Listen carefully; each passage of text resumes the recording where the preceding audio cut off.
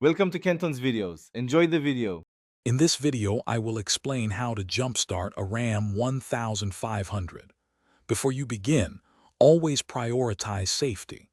Ensure both vehicles are completely turned off and in park. Check both batteries for any visible damage or leaks. Wearing protective gloves and eyewear is highly recommended to prevent any potential injuries during the process. Now, let's connect the jumper cables. First, attach one red positive cable clamp to the positive terminal of your Ram 1500 dead battery. Then, connect the other red positive clamp to the positive terminal of the working vehicle's battery. Next, connect one black negative clamp to the negative terminal of the working vehicle's battery.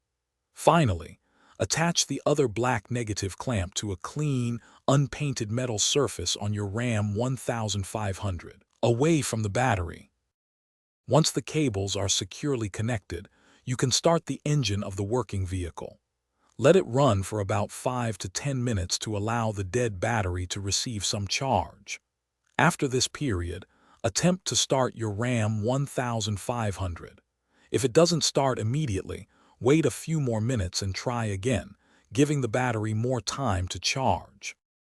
After your Ram 1500 has successfully started, it's crucial to disconnect the cables safely and in the correct order. First, turn off both vehicles. Begin by removing the black negative cable from the Ram 1500 metal surface, then from the working vehicle's battery.